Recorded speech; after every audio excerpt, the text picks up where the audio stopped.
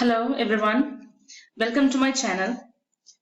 Through this channel, I am going to teach the civil engineering courses such as Mechanics of Solids 1 and Mechanics of Solids 2, Structural Analysis 1 and Structural Analysis 2, Design of Reinforced Concrete Structures, Design of Steel Structures, Soil Mechanics, Foundation Engineering, Fluid Mechanics, etc.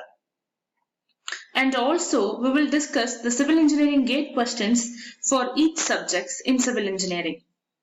So, let's start with teaching Mechanics of Solids 1. In this course, today, we will first discuss on simple stresses and strains.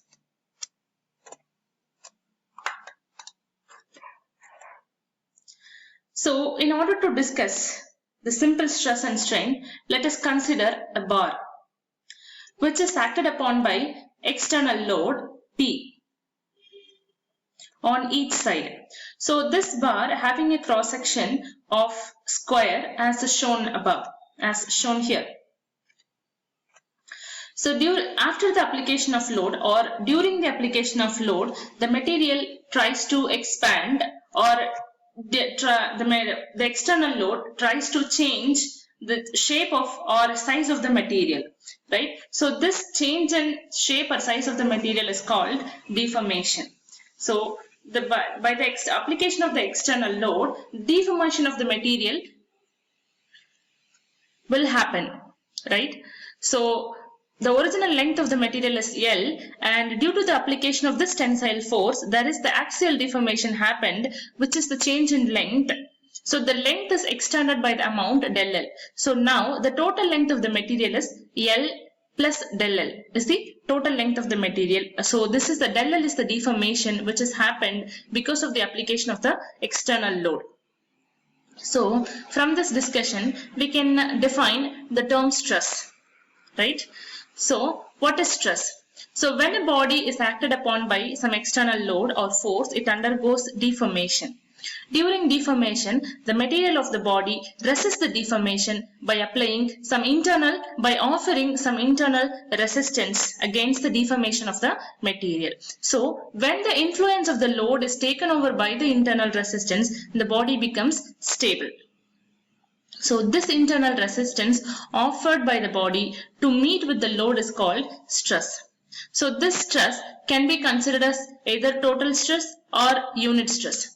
So this total stress can be can be represented in units, Newton or kilonewton or meganewton. So the unit stress is the stress which is measured per unit area of the material, per unit cross-sectional area of the material or of the body. So this unit stress can be expressed in Newton per mm square or kilonewton per meter square or meganewton per meter square. So we can, this is the definition of the stress, and the stress can be measured as total stress or unit stress. Let us discuss on classification of the stress. So the stress can be classified as direct stress or indirect stress. So direct stress or the stresses which are caused directly by the application of the load. So this consider this rod. This rod is subjected to the axial tensile force. So if we measure the tensile force for stress for this tensile force, it is called as tension or tensile stress. Next is the compressive stress. Instead of this tensile force, if we apply compressive force, then the stress created by this compressive force is called as compressive stress. If the shear between the two layers of the material occurs, or if the shear stress is applied on any material, the stress caused by the shear force is called as shear stress. Next is indirect stress. Indirect stress are those stresses which are caused not by the direct application of the load, but by it is the indirect effect of the external application of the load. For example, if we consider a beam which is acted upon by some external transverse loads, right? So because of the transverse load, the beam may bend, right? So because of the bending, compressive stresses will be produced on the top of the beam and tensile stresses will be produced on the bottom of the beam. this compressive and tensile force which are produced in top and bottom of the beam are called as indirect stresses. Right? Because this tensile stress is not created by applying tensile force on the material, and the compressive stress on the top of the beam is not created by applying compressive force on the top of the material. It is created by the application of the lateral loads on the beam. Right? So it is called as, this bending stresses is called as indirect stress. Likewise, torsion. So the torsional stress is also an indirect stress. Now, we'll further go into the discussion of tensile stress and compressive shear stress, bending stresses, etc. So, for example, now we have some rod like this. We have some rod like this, right? It is acted upon by external forces. It is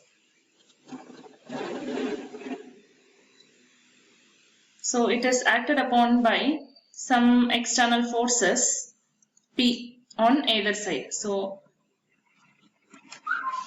P on either side. Here also there is some force.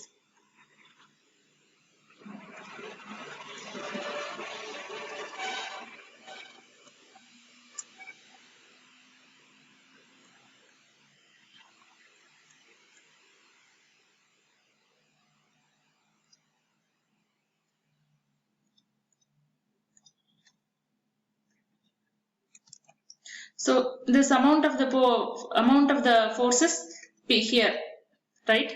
So the cross section of the beam, you may consider the cross section of the beam as rectangular beam like this, right? Rectangular beam as like this. So you have to measure the stress value. So how can we measure stress value? Stress can be mathematically represented as force per unit area. Force per unit area. So what is the force applied here? P is the amount of force applied here. So P is the amount of force applied here divided by unit area, right? So on which area the load is applying, the load is acting? On this area it is acting. So this area is perpendicular to the applied force, right? So in order to calculate normal stress, the stress value we are calculating is normal stress. This is normal tensile stress. This is normal tensile stress because we are applying tensile load, tension force, right? So on either side we are pulling the ends of the body, right? So this is the normal tensile stress we are measuring. The formula for the stress is force per unit area. Force applied is, amount of force applied here is P, and it is acting, area we should consider is the normal to the application of load, right? So this is the area which is normal to the applied load, perpendicular to the applied load. So the area can be mentioned as A, right? So P by A is the formula. Stress can be represented by the symbol sigma. So sigma is equal to P by A. So this tensile force can be represented as P by A. So instead of this compressive tensile force, I am applying some compressive force. I am applying some compressive force like this.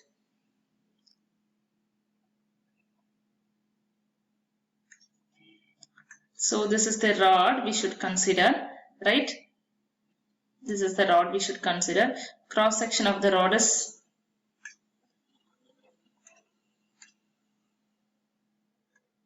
rectangular cross section.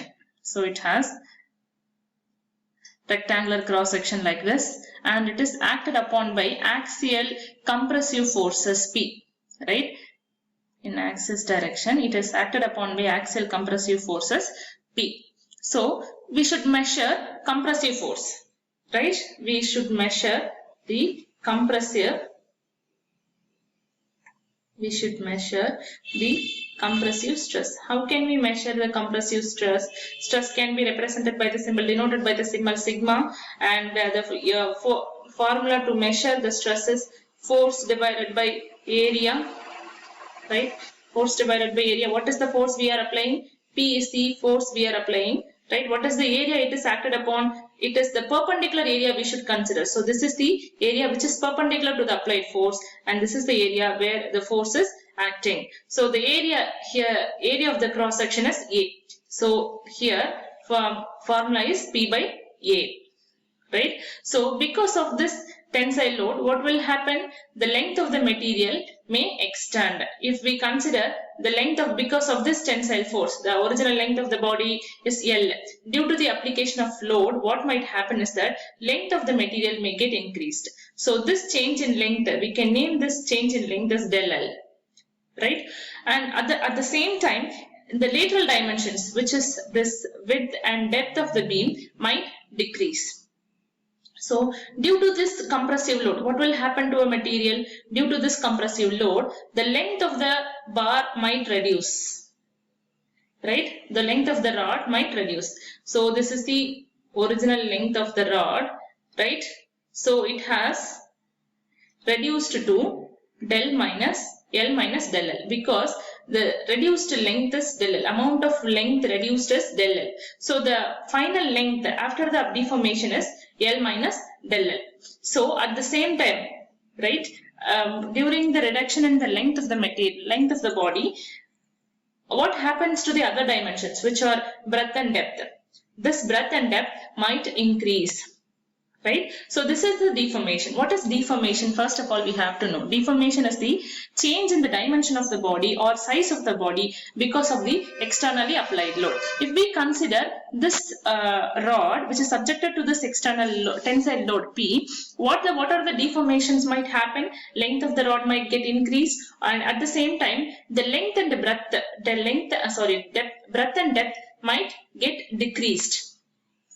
And because of this, coming to this rod, because of the application of this compressive force, what might happen? Length may get reduced and other lateral dimensions, which are breadth and depth, might get increased, right? So these are the deformations which might happen because of the application of axial tensile or compressive forces. So this is the formula to measure stress. So what is the formula to measure stress? Either stress, compressive force or tensile force, or compressive stress or tensile stress. Formula is sigma is equal to force divided by unit area. Sigma is equal to P by A, right? The unit could be either Newton per mm square or kilonewton per meter square or meganewton per meter square. So what is the shear stress we should know, right? What is shear stress that we should know? For that, consider a rectangular bar. Consider a rectangular bar like this, and we should consider another rectangular bar which is connected like this, right? Which are connected like this, right? So I am applying a force here. So I am pulling this rod over to this direction, and I am pulling this rod over to this direction, right? I am applying a force of P, right? So because of this pulling at the two ends, at this end and at this end, what happens? This area, this contact area is binded to each other, right? This surface area of each material is binded to one another. So what? Because of the binding, there is the resistance against the movement of the material, right? So this resistance offered by the body measured per unit area will give you shear stress. So shear stress can be represented by the symbol tau, and which is equal to, again, force per unit area, right? What is the force we are applied? A. And area we should consider should not be perpendicular area. Area we should consider is the parallel to the force. So parallel to the force na idudha, in the area da. Parallel to the force. So this area can be represented by A. So this is the A. So P by A is the formula, but the shear stress has to be denoted by the symbol tau. We'll talk about the other types of strains and stresses in next classes. Thank you.